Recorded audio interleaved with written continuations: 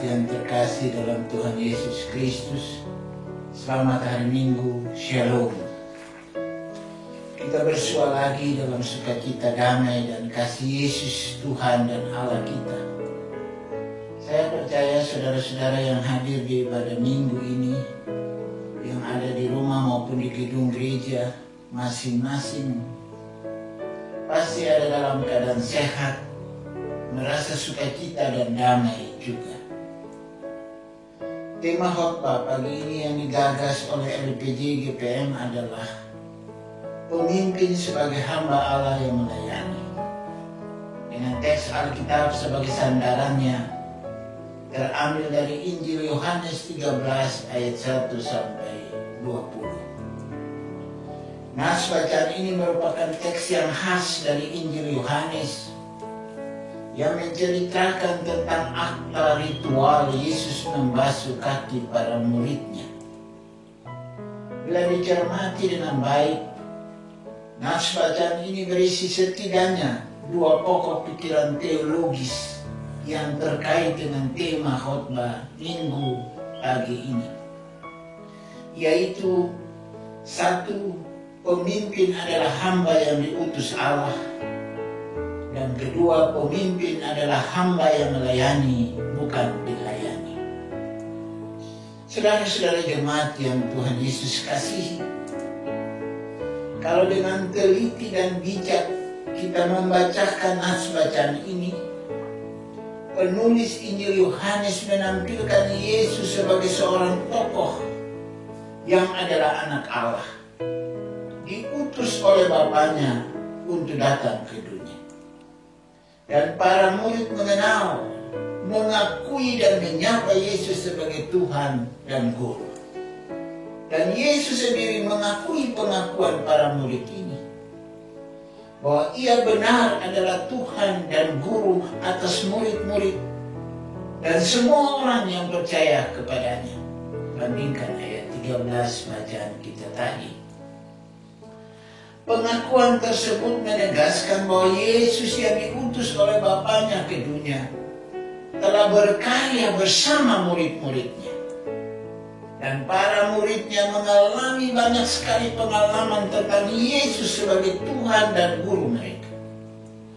Dan bila kita membaca kesaksian Injil Yohanes yang lain, seperti Yohanes 2 ayat 11 dan 23, pasal 4 ayat 42, dan seterusnya, maka dikatakan di situ bahwa Yesus adalah anak Allah, Mesias sekaligus Tuhan. Tuhan dalam bahasa Yunani disebut Kurios, artinya Tuhan atas gerejanya dan atas alam semesta yang diciptakan oleh Allah. Yesus adalah Tuhan atas kehidupan manusia dan dunia. Dalam pemahaman orang-orang Yunani Romawi, Yesus sebagai Tuhan, ia adalah Tuhan yang lebih tinggi dari seorang hamba. Sebagai Tuhan yang diberi kuasa mutlak untuk menguasai dan menentukan nasib seorang hamba. Sebaliknya, hamba adalah seorang yang tidak memiliki hak atas diri dan hidup. Oleh karena itu, dapatlah kita tahu bahwa Yesus benar-benar anak Allah yang diutus oleh Allah untuk menjadi seorang pemimpin yang besar, agung dan mulia untuk gereja, manusia, dan dunia yang percaya. Dia bukan seorang pemimpin dalam kehidupan sebagai tuan dan hamba seperti yang dipahami oleh orang-orang Yunani. Saudara-saudara jemaat yang dikasihi oleh Tuhan Yesus Kristus, walaupun Yesus sebagai Tuhan yang memiliki otoritas mutlak atas gereja dan alam ini, Yesus adalah Tuhan yang memiliki karakter hidup seorang hamba, yang mau merangkul semua orang dengan latar belakang hidup. Ia diutus sebagai seorang pemimpin yang besar, kewenangan dan kuasanya, tapi justru dia bersedia turun dari ketinggian kuasa itu, datang dan melayani semua.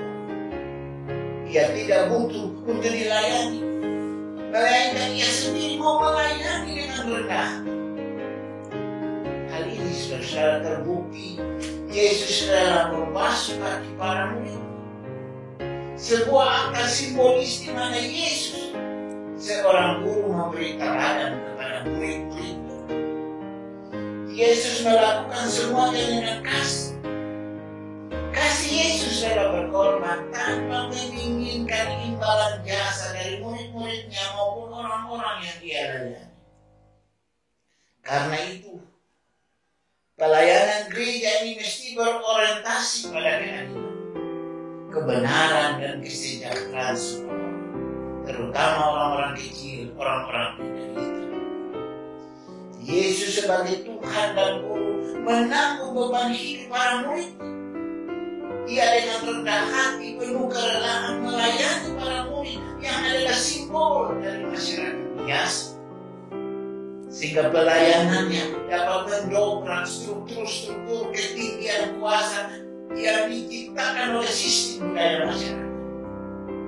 Melalui akta pembasuhan kaki ini, Yesus menunjukkan kepada kesediaan dan keikhlasannya untuk menjalani penderitaan salib dan kematian sebagai wujud kehendak Bapanya untuk menyelamatkan dunia ini. Yesus mengajarkan keteladanan bahwa seorang pemimpin adalah seorang pelayan, dan seorang pelayan harus bersedia berjuang bersama orang-orang yang dipimpinnya untuk membela dan merawat kehidupan yang adil dan benar, sekalipun resikonya adalah jalan salib.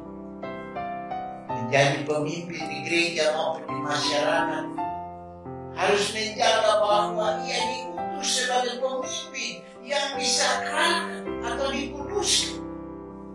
Sebagai seorang pemimpin yang diutus oleh Allah, dikuduskan, maka ia dipanggil untuk melayani, menjadi saluran berkat bagi banyak orang, bukan menjadi tuan yang dipertuankan.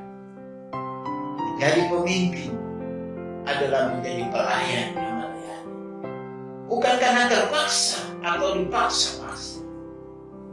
Menjadi pemimpin adalah bersedia menjadi hamba yang turun untuk melayani dan berkorban. Pemimpin yang besar dan pemimpin yang sukses adalah pemimpin yang melayani. Pemimpin yang melayani adalah pemimpin yang tahu rakyat atau orang-orang yang dipimpinnya di hatinya. Karena itu, hati seorang pemimpin adalah hati seorang hamba. Hati yang selalu berbalas kasihan, mau menolong dan berjuang sungguh-sungguh kepada domba-domba, kepada umat dan masyarakat, terutama orang-orang kecil, orang-orang lemah, dan mereka yang menderita. Saudara-saudara jemaat yang Tuhan Yesus kasihi, di masa-masa yang sulit akibat pandemi COVID-19 ini, sangat diperlukan seorang pemimpin, yaitu pemimpin mulai dari pemimpin keluarga, RT, RW, sampai pemimpin yang besar di gereja dan masyarakat. Mesti peduli pada orang-orang yang kena dampak pandemi ini. Saya percaya gereja maupun pemerintah telah memfasilitasi bantuan-bantuan untuk mereka yang menderita.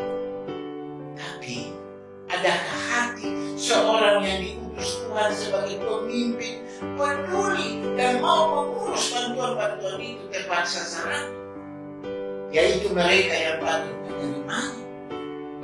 Atau kita hanya mengurus untuk diri sendiri, orang keluarga dan orang-orang yang dekat dengan kita saja?